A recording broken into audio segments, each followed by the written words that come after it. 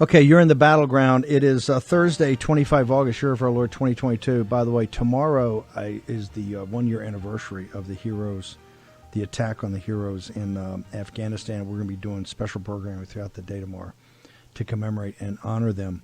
As I start the show, Ben Harnwell, our editor in Rome, is sending me, there's an announcement. We've been saying how, the U.S. government announced a $3 billion arms, and nobody in Europe stepping up. The German government has now pledged 500 million euros. So that is, over $500 million, or close to $500 million to Ukraine military that it will roll out. Most of it will be delivered next year in 2023. But one nation has stood up and come close. We did $3 billion. Germany, who's got the bigger problem here, $500 million. And that's the way it rolls. We continue to shovel cash into the charnel house that is Ukraine. And, of course, the women and children over there continue to die needlessly until there's some sort of settlement. I want to go. So we talked at length this morning about the problems, China, problems in Europe, problems in the United States economically. But one thing we want to make sure that there's a thesis of our coverage here, particularly in the economy. The central theory of the case is that the productive capacity of the United States, which is driven by manufacturing, production, energy, all of that, is essentially dormant. And all you're seeing now is games played by Keynesian spending or really loose money policies, the continued printing of money and loose money policies. Dave Walsh has done such a great job on that on the energy side. And, of course, Dave Brat's been ahead of the curve and really going through all of this analysis on the economic side. Dave Brat, Dean of the Business School at Liberty. And, by the way, ironically, we're going to have Joanna Miller, who that was her job at the White House, to look at manufacturing. She was the deputy to Peter Navarro. She's on here for another manufacturing debacle in the United States after Dave Brat about the formulas and how there's no solution for that. And the Biden regime continues to lie, misrepresent, and spin. Brat, I want to go to you, Dean Brat, and walk through. We're going to take some time and go through this. Your theory of the case is that the great production capacity of the United States is essentially dormant. The real economy is dead, and all we do is continue to get injections of easy credit and easy money. Sir, why don't you take it and make your case? Yeah, well, let's just start even with the Keynesian case, right? In every adult out there fell asleep. Bueller, hey, Bueller, you know this. The Keynesian economy is C plus I plus G plus net exports in your intro macro books, right? So C is consumption. That's 70% of the economy in the U.S., very different in China. But in the U.S., that 70% of our economy is deader than a doornail, right? The consumer index from University of Michigan is the place. It's the best index economists use to measure consumer sentiment, the way they feel about the present economy and about the future economy. And it's at all-time lows. It's right now at the same level as after the 2008 financial crisis, after the stock market lost half its value. And we haven't experienced that yet, right? So the consumer's feeling this week, and the bottom has not fallen out yet. That's coming up probably in a few more months. And then you move to C plus I, investment, business investment. And as you were just saying, and as we said this morning, the Richmond Fed has the new PMI that fell to the lowest levels. We've seen just a huge downward drop, and that's reported today by the Richmond Federal Reserve Bank. They each have their own little specialty. Just explain to the audience once again PMI, why it's the only global, the only index we can match globally, and why it's so important. It's kind of inside baseball, but why economists and investors and hedge funds really look at PMI. Yeah, well, it's your index of what you're actually making as a country, right? And so it's kind of a snapshot of taking into account China and their downfall, and at how the supply chains are affecting our manufacturers.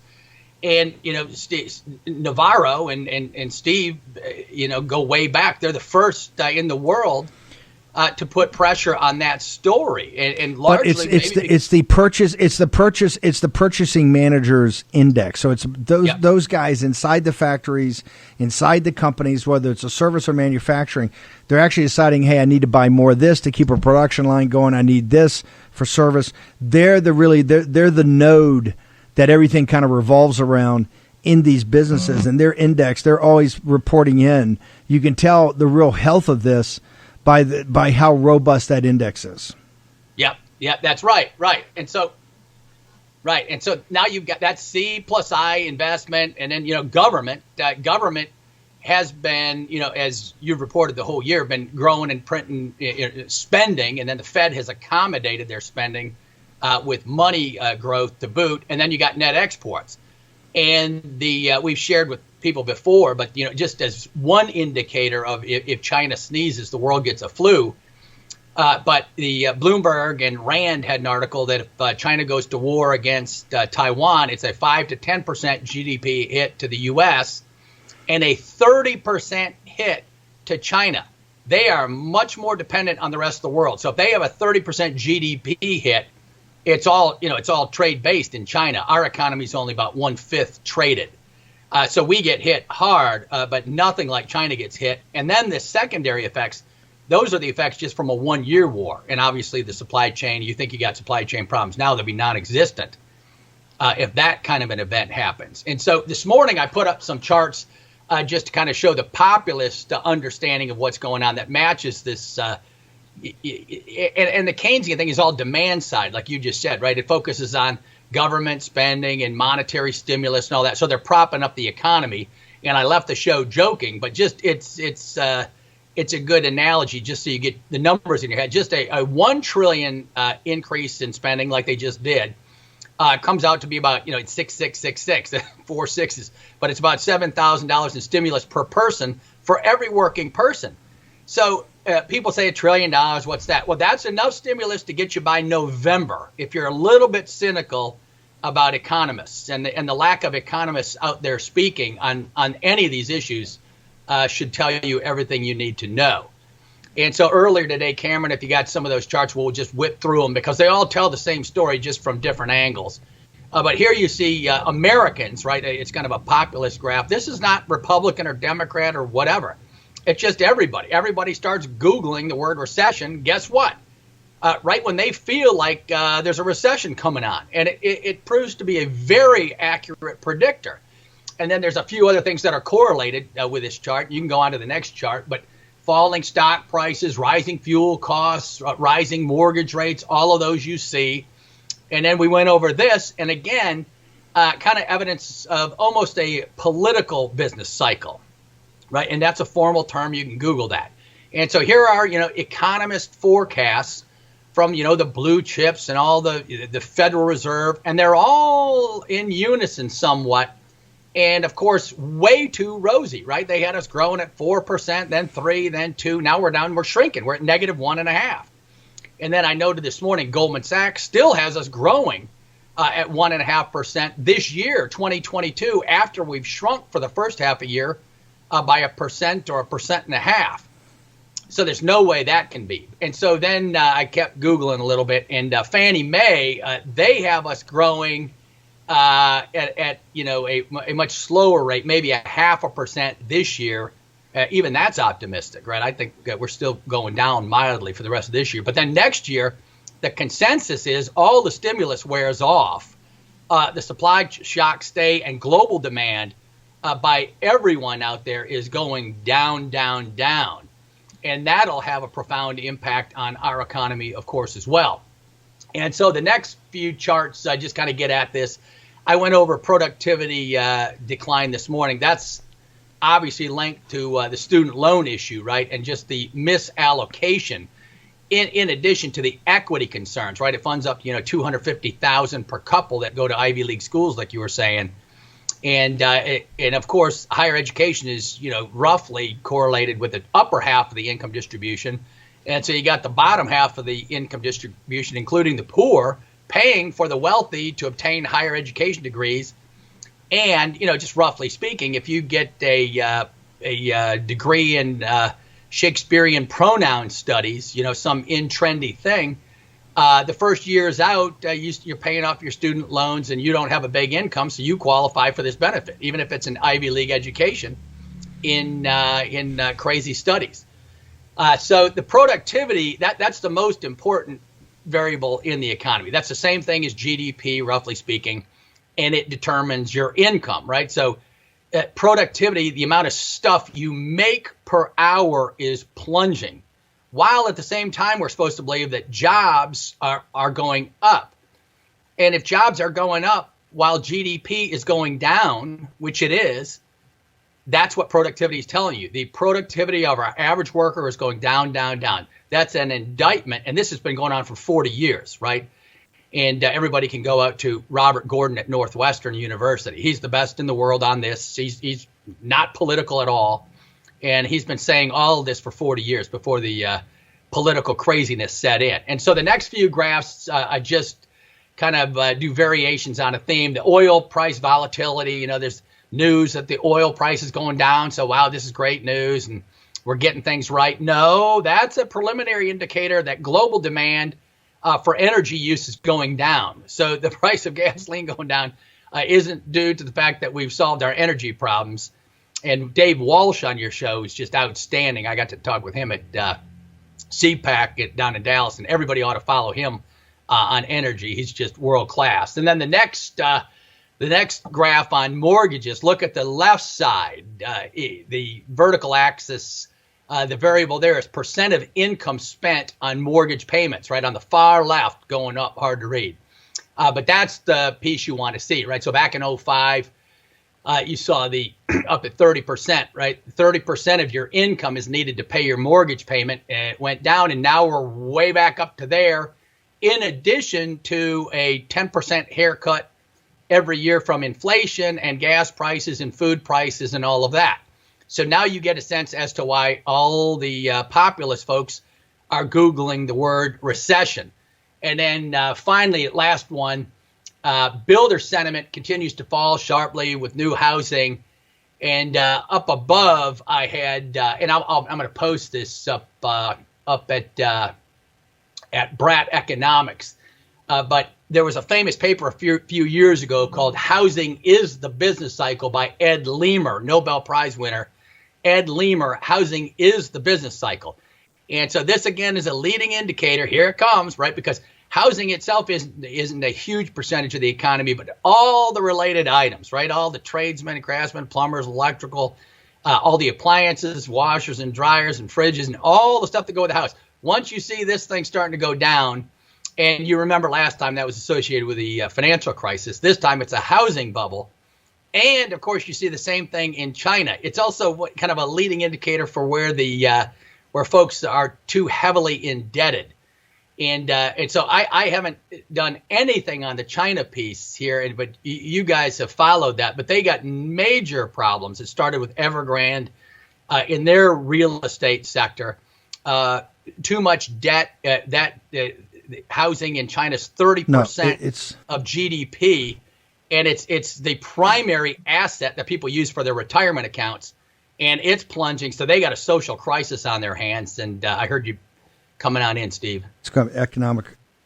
Yeah, here's the thing: is I want to go back. If we can do the chart easily and go back to the one where they put up the forecast for the 3 and 4%, it may be too tough to pull, but I just want to say this.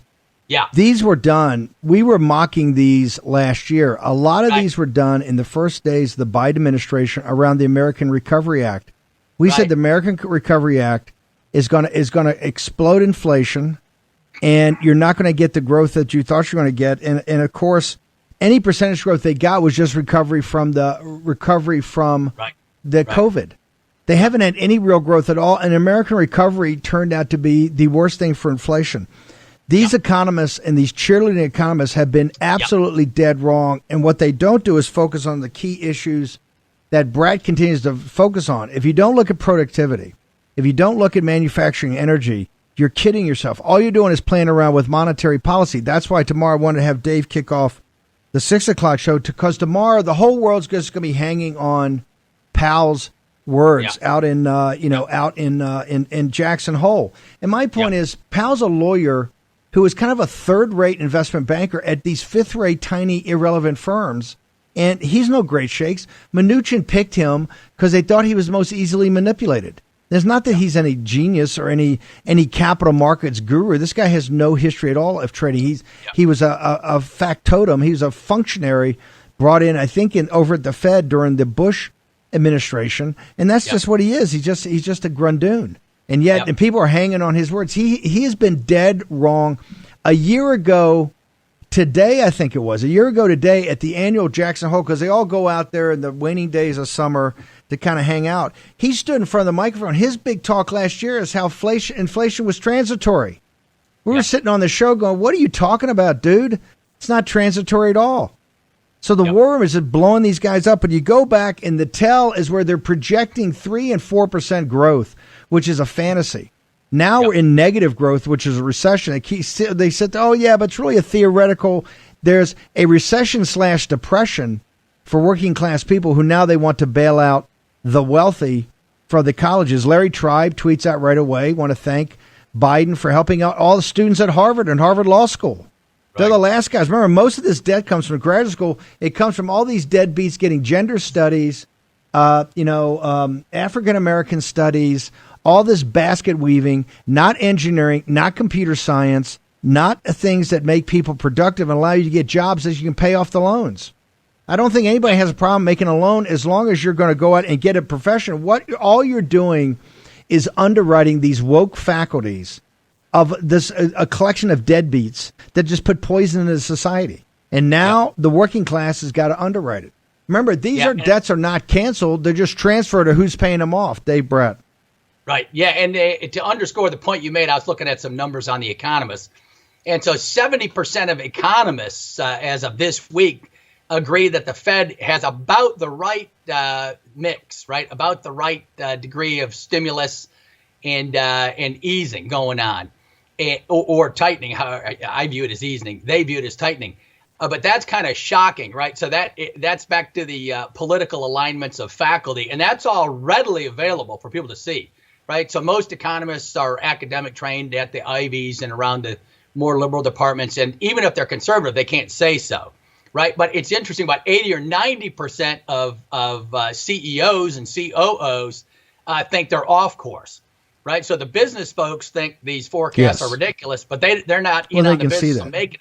They know what's coming down the chain. That's why Bloomberg had to say today 50% of CEOs think they're going to commence layoffs in the next 6 months to next year. Yep. Dave, how do people get to you on Getter? You're putting this stuff up all the time now that your wife taught you how to use social media. How do people get to your stuff, Dean Brat? Yep, Brat, B-R-A-T, Brat Economics at Getter. And then I'm up on Rumble on the show. You can watch it there. And then parents, bring your young scholars to Liberty University. I'm on the 3rd floor. I got an open door policy. All the students are back in the halls. Pumps me up. Just great students here and great human beings and faculty. And so come take a visit. We still teach the Judeo-Christian West, all the founding principles that made us great. And, of course, God is our founding and first principle always at Liberty. And so thanks, Steve. Thanks for having me on. God bless everyone out there listening. Amen. Great job. Joanna Miller is on today about the formula. But, Joanna, you were Navarro's wingman in the White House in manufacturing. When you see these numbers, given what you were able to accomplish in the team with President Trump in that great year of 2019 before the CCP virus, just give me your first impressions of when you see, given everything you worked on at the White House and how great you guys were there for manufacturing, for working class people, for wages. Tell me what you, as a young White House aide, look at this now. What these numbers scream to me is a total neglect of American manufacturing, American workers. It's extremely sad. Woke universities are training people, just like you were saying, to get basket weaving degrees because the interest and investment in American manufacturing, high-paying manufacturing jobs, high-paying engineering jobs just isn't there. Companies like Westwind Elements setting up the first U.S. cobalt refinery are completely abandoned and having to figure out how to onshore their own supply chains and set up high-paying manufacturing jobs for national security and patriotic reasons, completely independent of President Biden. It just shows a complete neglect of national security and economic security priorities by the Biden administration. What do you think? This is your generation. Tell me what you think of the Lawrence Tribe saying, hey, I want to thank Biden for paying off all the loans of my students at Harvard, and 2/3 of the nation don't have college degrees. What do you think this is just up in the grill of African American and Hispanic working class folks? Yeah, and what I think it does is it erodes our culture. People want to feel productive. You're investing so much money to go to these woke universities that aren't going to teach you hard life skills that you can use in multiple different fields. And what this is going to do is prevent people from actually being able to have jobs and provide for their families. What minority communities care about most of all are having jobs and having a purpose. And the Biden administration is completely neglecting them, telling them they're not worth anything except for a woke degree that won't get them anywhere in life. And same goes for everybody. I mean, we should be teaching people and encouraging people to get degrees that actually teach them skills and supporting our manufacturing base through government subsidies like the CCP does with their own companies. Here, it's like we expect our industry to take care of itself no matter what, while we continue to just facilitate this globalism order, the new liberal world order that the Biden administration wants us to put out here, while every other country is working on onshoring its own supply chains and protecting its own people. So, Joanna, I can't understand this article that came out. I got to you last night about the formula, about how it happened, but is there a solution right now? Has the Biden administration come up with a solution? Are the young moms in America still there with Fauci's running around, the FDA and the CDC's running around trying to get the vax into the babies, and yet they can't get any formula? Walk us through what's happening. Yeah, so the Bloomberg article highlighted not just a gross neglect by the FDA of America's workers, but of the health and well-being of babies. As early as September, they sent 2 inspectors into that Abbott factory, and Abbott is responsible for half of the market in the U.S. for baby formula. Those 2 inspectors had found evidence of contamination, of bacteria spreading, poor hygiene at the factory, with workers reaching into ingredients for the baby formula with their bare hands or not cleaning their gloves. And this resulted in babies getting hospitalized and dying. And so you have those 2 inspectors.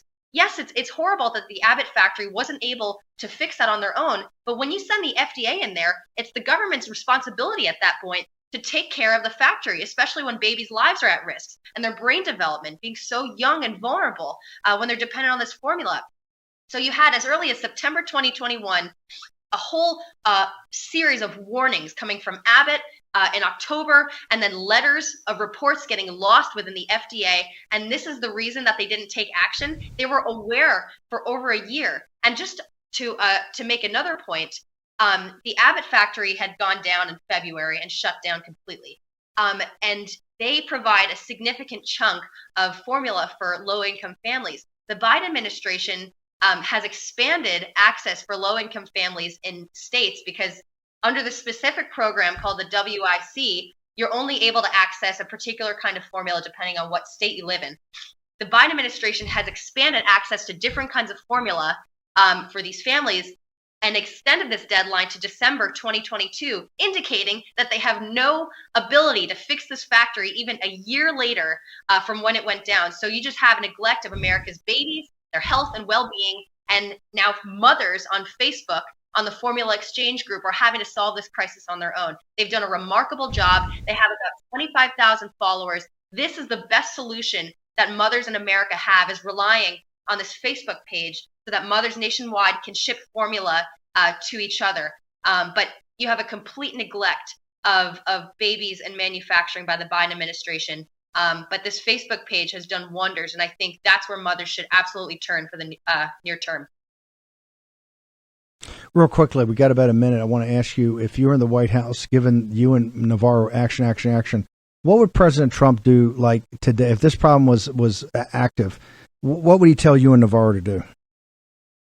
When first warnings of bacteria anything came out as early as October, President Trump would have invoked the Defense Production Act. He would have sent inspectors in there and cleaned up the factory, making sure that no bacteria was going to contaminate our young, our infants and our babies. And we would have had that factory cleaned out and up and running and mass producing to make up for the shortage within days.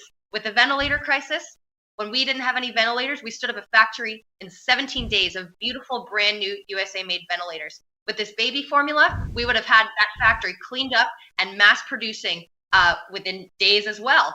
Biden has still not allocated a single dollar for contracts for this Abbott factory and has not cleaned it up with the FDA. They've only just told them to fix it on their own. We would have given them all the assistance they would have needed and helped them mass produce to meet demand of the American people.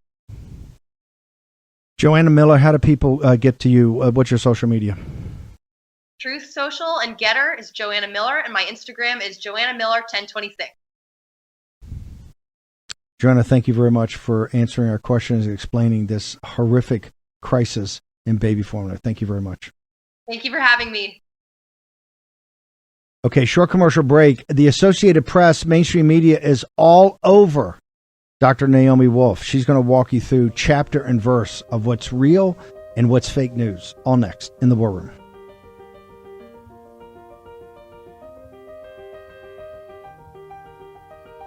War Room Battleground with Stephen K. Bannon. Okay, welcome back. Naomi Wolf has been doing some amazing work with this team of 3,500 volunteers from the War Room Posse, plus about 250 lawyers. They've got lawsuits, they got reports, they have studies. But here recently, you've got the mainstream media now, and I think this tells us she's over the target. Naomi, thank you for joining us. Let's talk about the AP story. You're over the target. They're coming at you hard. Let's walk through the story and then walk through. I know you've got a way to counter these and update them. So you take it away, ma'am. Yeah, I do agree, and I've learned to conclude that when there's big resources devoted to a big smear campaign or a big critique, that usually does mean we're over the target, and that we should look more deeply. And I certainly hold on. This is not a critique. This is a smear campaign. They understand you're going to the heart of the beast.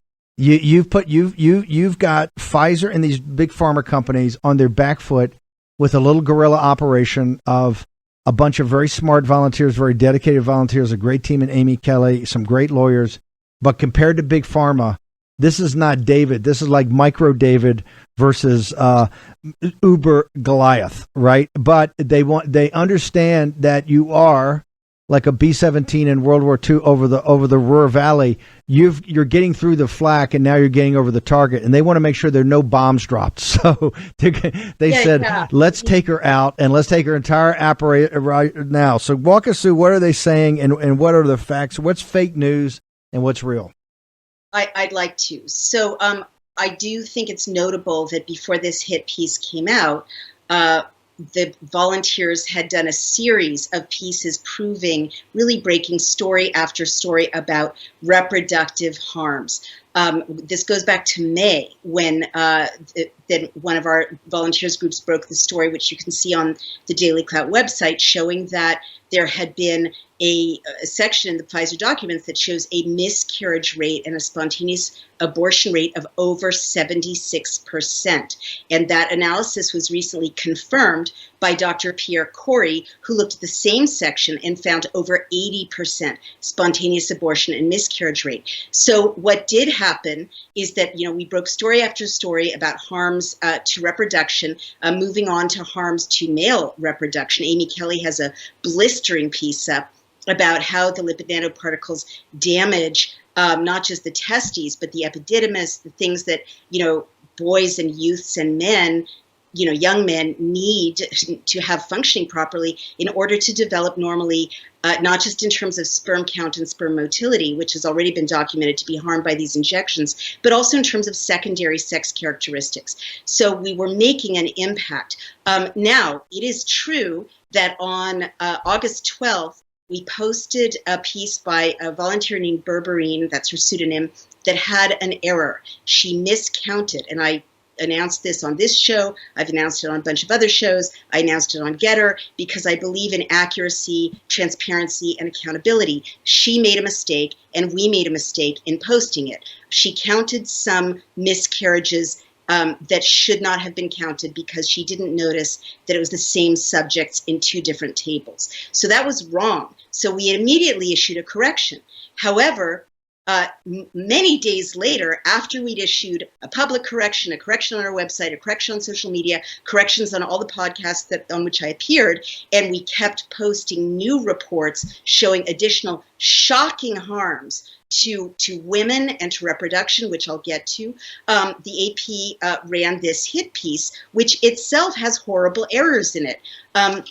One of the things that's really notable about this piece is the reporter reached out to me for a quote, and my quote was something like, yes, Berberion's article had an error. It was incorrect. We corrected it immediately.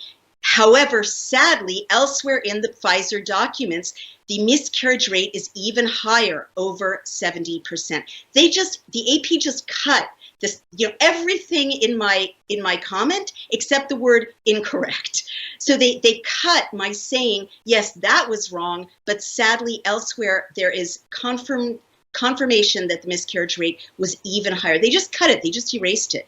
It went into the memory hole. Another disturbing thing is that they had a biostatistician, not a gynecologist or an obstetrician, note, or rather they noted after the biostatistician had his say, that linking to the Mayo Clinic, there's a 10 to 20% miscarriage rate. Well, that's a kind of deceptive, and it's interesting that Mayo Clinic piece is from 2021, when we began to have this massive volume of miscarriages. 2021 was when the vaccinated pregnant women began to miscarry at scale. If you go to another site, a UK government site, nct.org.uk, you see that it's actually up to 25% in the first trimester when 80% of miscarriages do take place. But after that, it drops precipitously to 5%, and then 1.7%, and then 0.5%. So the kinds of miscarriage rates that we're seeing in the Pfizer documents are still a signal of something really being wrong. And I just want to note the bizarre, fact that in the AP piece, the reporter went to Pfizer and went to the FDA for comment. Pfizer said, "Oh, we had 44,000 subjects, and there were not miscarriages reported." And I did a double take when I saw that, because if they're talking about the same table that I understand them to be talking about, pregnant women were excluded intentionally from the trials because it wasn't safe to include them. That's why I've been saying for months now that the assurances that to pregnant women that the vaccine was safe and effective for them was based on a study of 44 French rats followed for 42 days. That was the pregnancy study. Nonetheless, in the Pfizer papers, 270 women got pregnant. And you really need to look at this section. The report is up on Daily Cloud. And again, Dr. Corey confirmed our analysis. Pfizer lost the records of 234 of those women, and that's illegal. You're supposed to follow these women all the way through. But of the 36 that were left, 28 of them lost their babies. So over 70%, 28 of them sustained spontaneous abortion or miscarriage. So this AP piece didn't cover any of that. Right? They didn't cover any of the abundant documentation that Aitana Hecht has provided. Okay, let me just understand something. Although there was a mathematical miscalculation in your study, directionally and everything else, the study was correct. But instead of having almost half, which blows my head up, it was over a quarter. I just want to make sure the math you've done, it's 26%. Is that the correct number? Not 40. 2% would be put them in. 2% you should put them in prison. Is it? Right. It's 26%, correct? This is my point. Yes, there was a mathematical thing. So the whole company should go to prison. but it's still at 26%, which is outrageous. I just want to make sure I understand this, correct? I'm not willing to say that that's correct, because our experts are now reanalyzing that whole section, which is quite opaque. Different people looking at it are reaching different conclusions. But there are signals through, in other places in the Pfizer documents, as well as there, that this is a higher than normal miscarriage rate.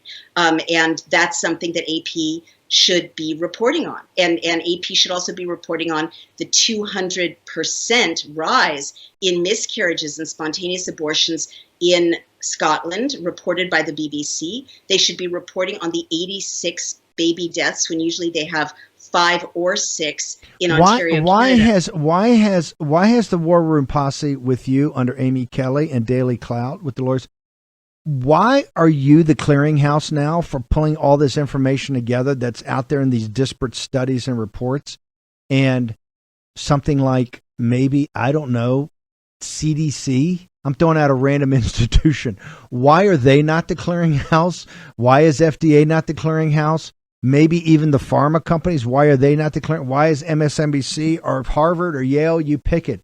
Why does it have to be a group of volunteers that are essentially not just doing their own analysis, documents, but you're kind of the clearinghouse for all these reports that have been in news articles throughout the world?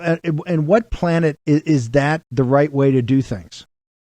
Well, you're exactly right. I mean, it shouldn't be a group of very distinguished, very committed volunteers. And the other thing, we should never have a mistake, right? And we should always correct any mistake we have. And we've been going for about 6 months now with over 150 pages of analysis, over 30 reports. And this is the first error. I take responsibility. We should be perfect, right? We're also racing against time. Usually a peer-reviewed report takes over a year to compose, to check, to publish.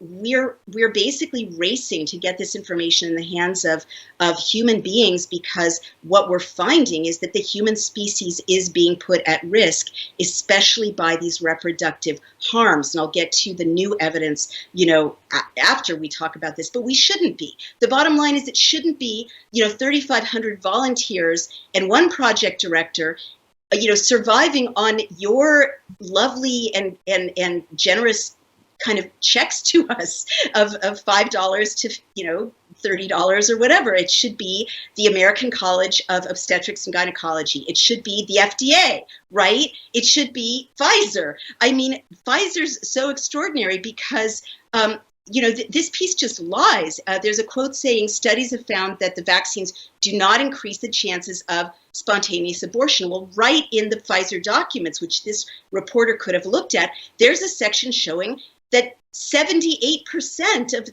the group there had spontaneous abortions or miscarriages. So they're not seeing what they choose not to find. And the same is true of the CDC study, VSafe, which I've spoken about a lot. That's the CDC. Well, they structured the pregnancy study so that it's a phone app, so that you're self-reporting. You're supposed to call the call center and say, I had a spontaneous abortion or I had a miscarriage. If you don't want to do that because you're grieving, no one's going to follow up with you. It's not doctors. It's not a clinic or scientists following up with you. And it's disproportionately women who are healthcare workers, who are white, who are educated about nutrition and pregnancy, and who have employment and access to healthcare, and all these things that the actual demographic average of women giving birth and being vaccinated don't have. And even with all of those elisions of a normal study, they took tens of thousands of women going in, and they ended up with less than 1,000.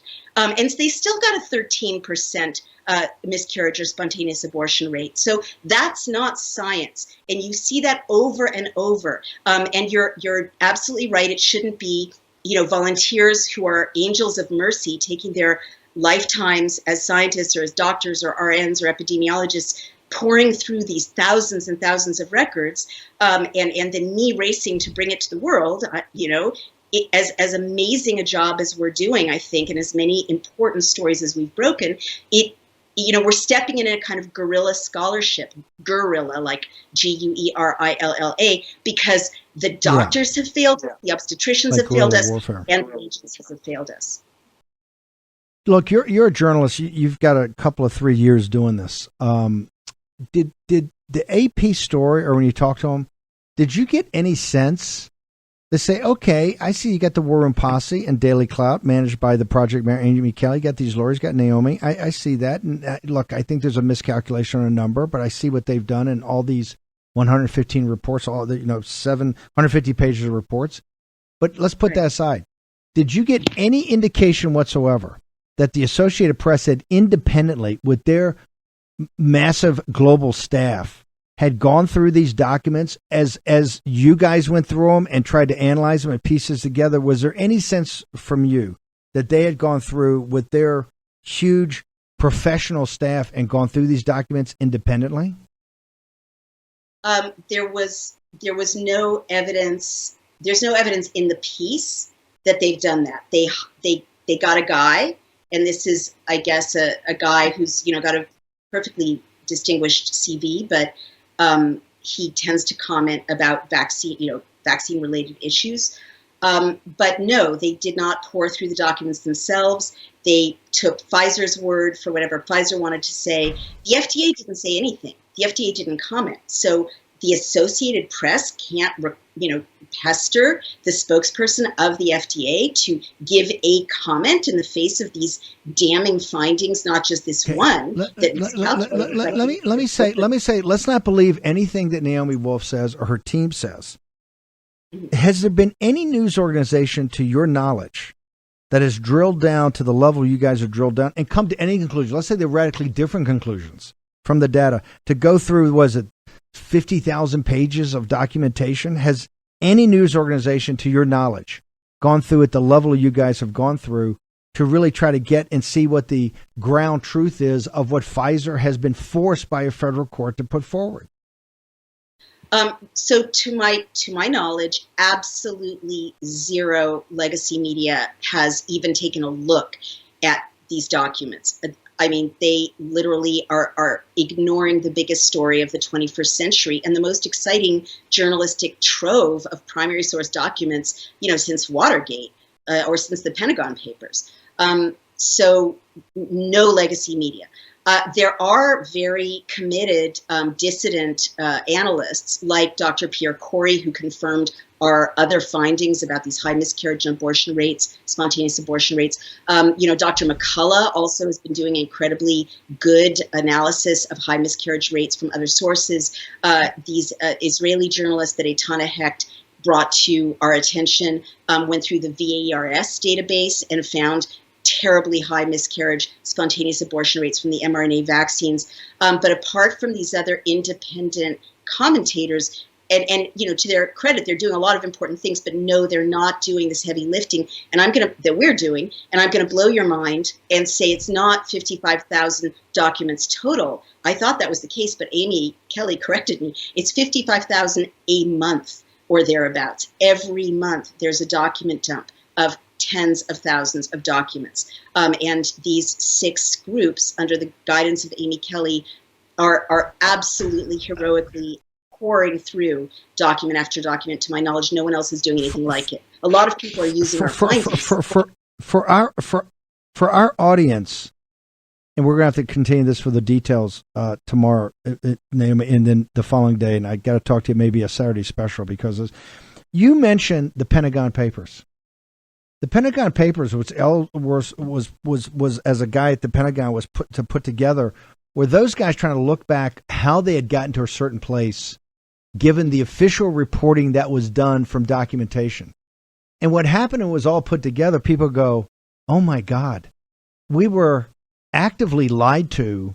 People trying to separate themselves, but there was a pattern of not just errors that people would normally make in assessing it, but there was obviously outright lies and lies to the American people consistently to justify the war and to justify our actually winning the war. The reason we were putting more young men into this charnel house over there. You made the exact point. This is the Pentagon Papers of this generation. It's sitting there in the mainstream media. By the way, the New York Times made its bones on the Pentagon Papers, right? Neil Shaheen, a bunch of guys won Pulitzer Prizes, as they should have.